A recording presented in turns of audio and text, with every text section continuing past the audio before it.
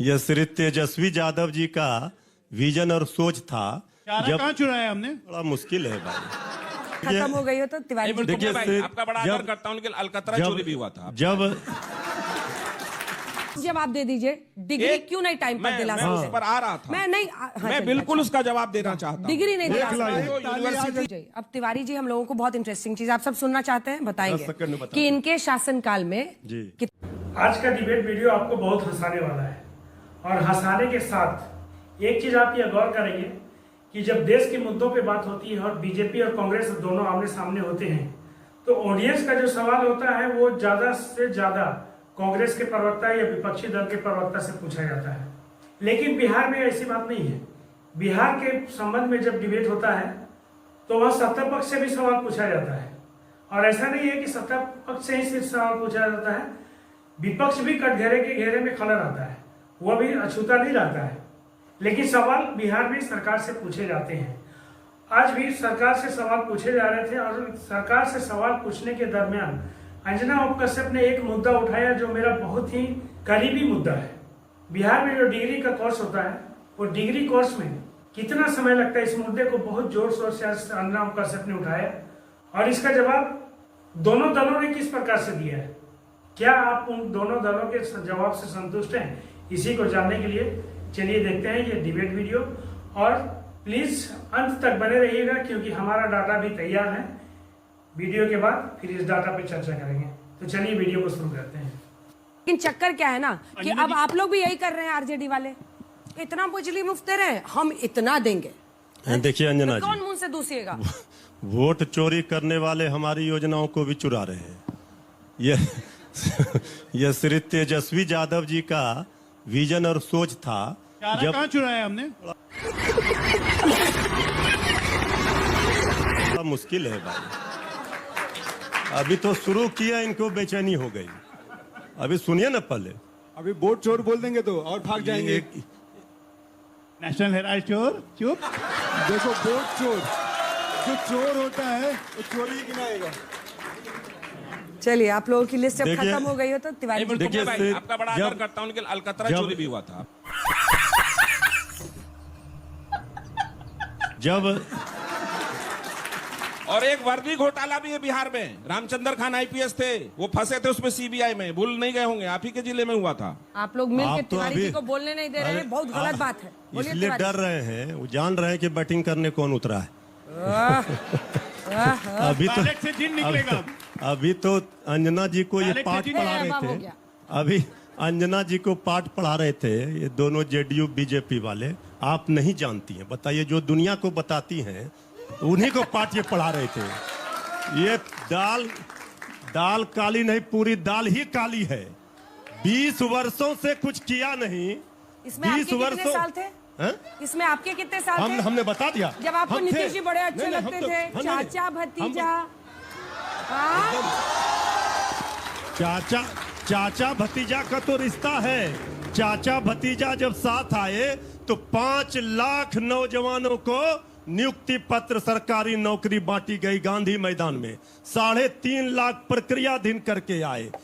Tourism का policy बनाया, sports का पॉलिसी बनाया, हर क्षेत्र में काम हुआ। लेकिन चाचा जी फिर उधर चले गए, तो इसमें हमारा क्या दोष है?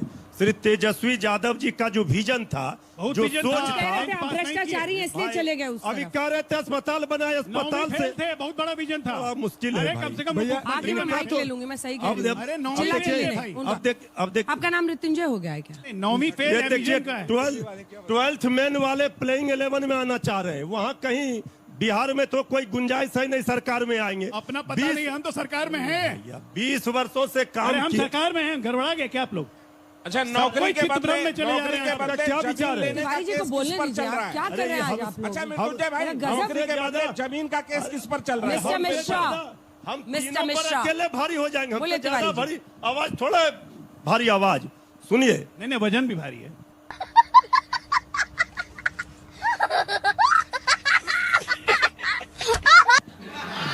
मान लिए ना। देखिए 20 वर्षों तक मौका मिला, जनता ने मौका दिया।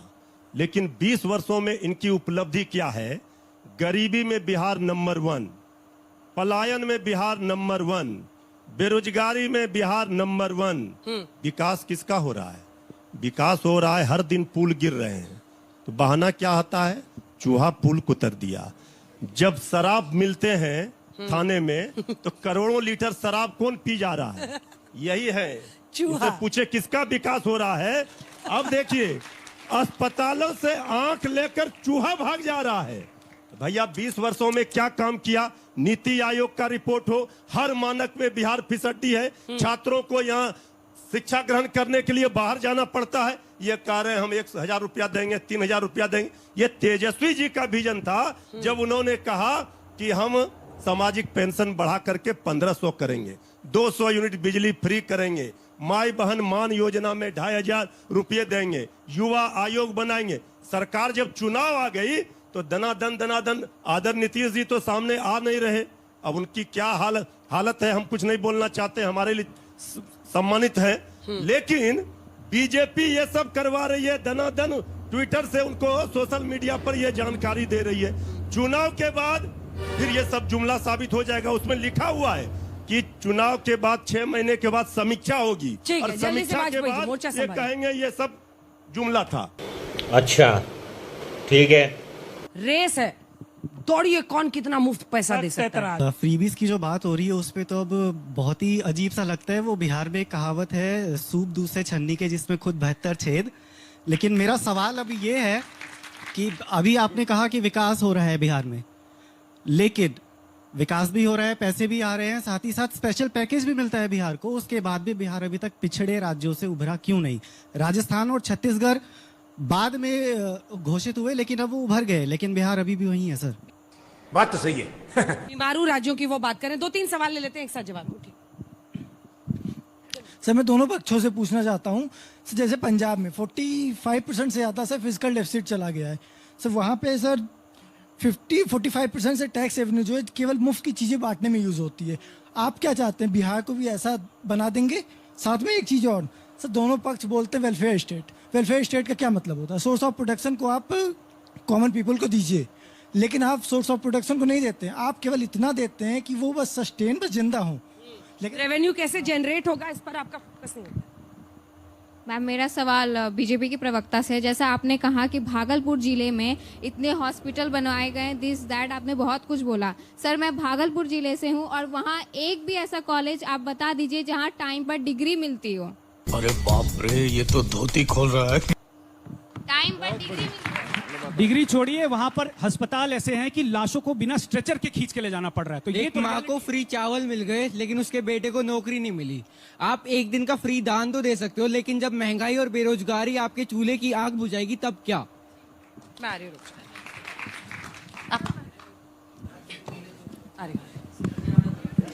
सर आपने कहा कि सबको फ्रीबीज दिए गए, पर मिलता कहाँ है? जैसे कि खाना दिया गया, मिड डे मील दिया गया, पर मिड डे मील में तो कीड़े निकलते, तो आपने दे भी दिया तो उनको नहीं मिला ना, वो तो अनहेल्दी ही खा रहे हैं बच्चे। मेरा सवाल बीजेपी के प्रवक्ता से, आपने बोला कि हम नीचे से ऊपर ला रहे हैं, लेकिन जो भागलपुर जिले में अडानी जी को 1 रुपए प्रति वर्ष के आय पर लीज पर दी गई जमीन, उसका क्या है? उनको तो आप ऊपर से और ऊपर बढ़ा रहे हैं ना।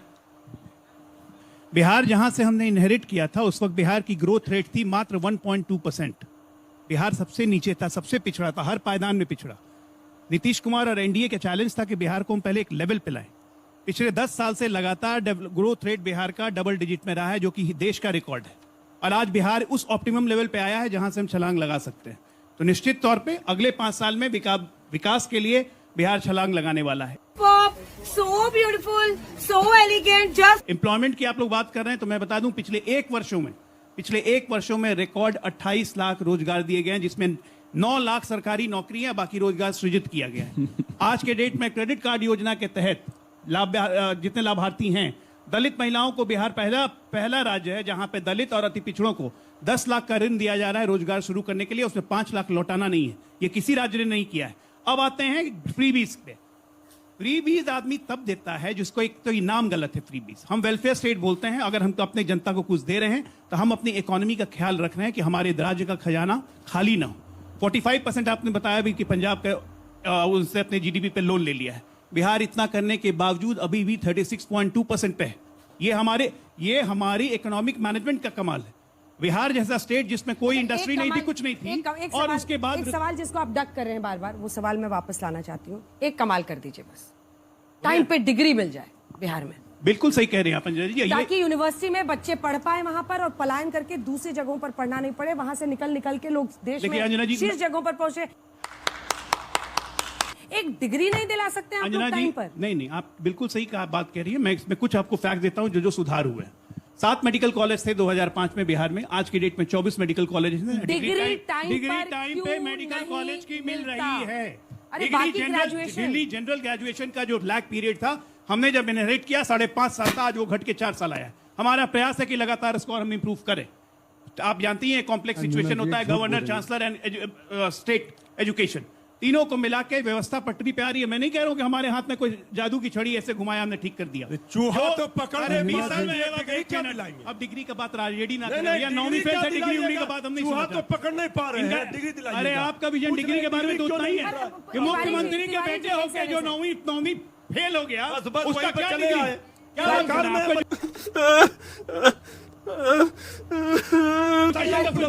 क्या है सरकार की विकास का नाम सुनते ही इनको एलर्जी होने लगती है। लेकिन तिवारी जी, आप पर भी तो जनता खुल के भरोसा नहीं करती ना, लगातार आप लोग। एक सेकंड, नीतीश बाबू के बिना आप लोग की सरकार नहीं चलती।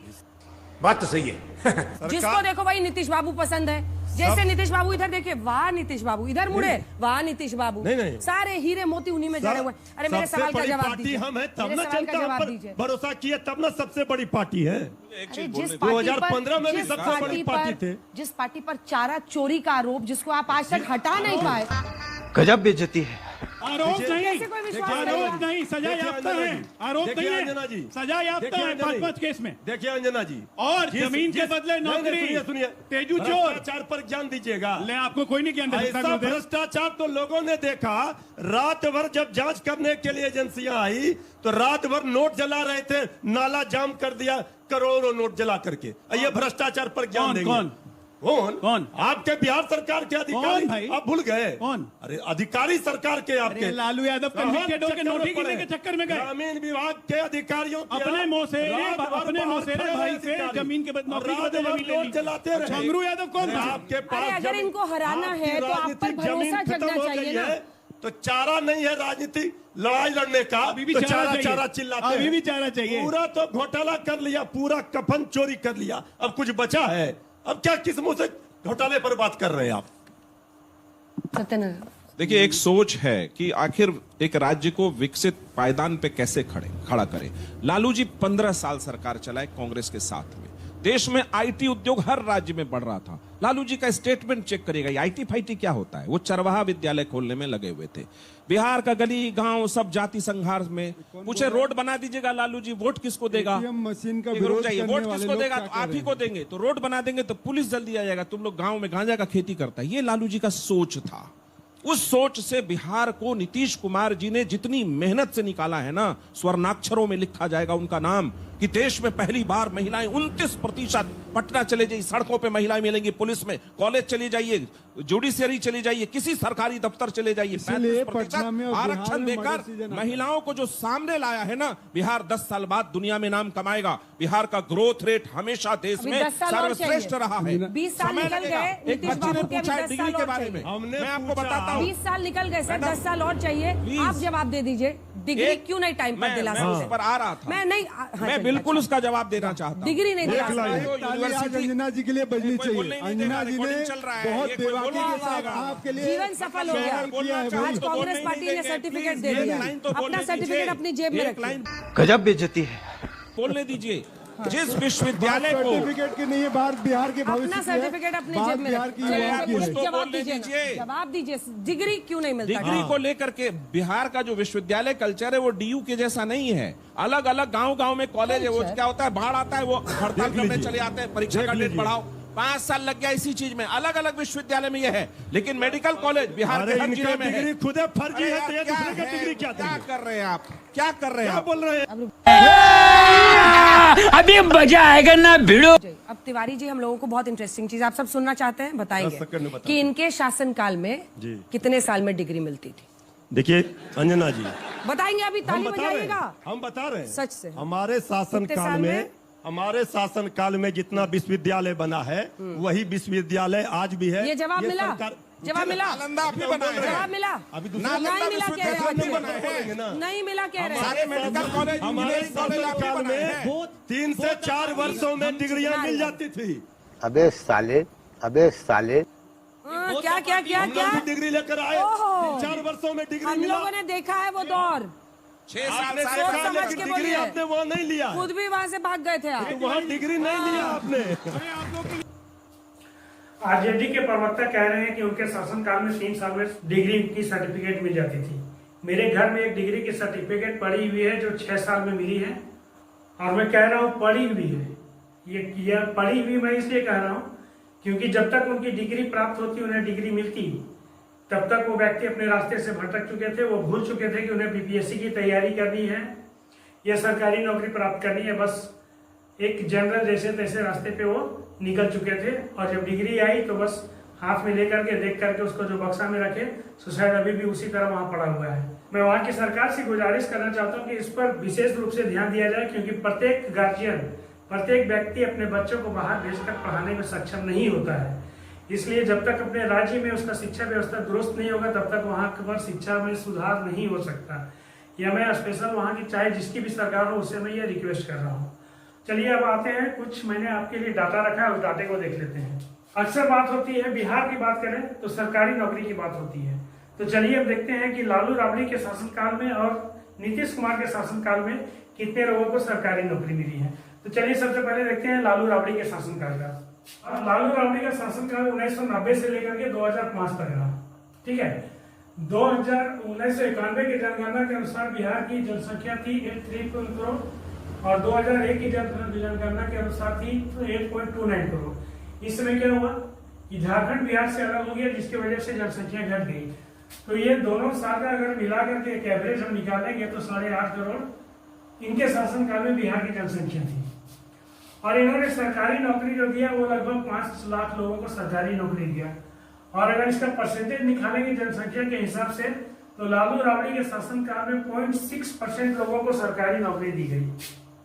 वहीं पे अगर नीतीश कुमार के शासनकाल में आते हैं, 2011 की जनगणना के अनुसार बिहार की जनसंख्या थी 10.41 करोड़, और चूंकि 2021 में जनगणना तो हुई नहीं, कोविड काल था, तो एक अनुमान है कि उसमें 12 करोड़ बिहार की आबादी थी। यानी अगर एवरेज हम पकड़ते हैं तो 11 करोड़ पकड़ के चल रहे हैं।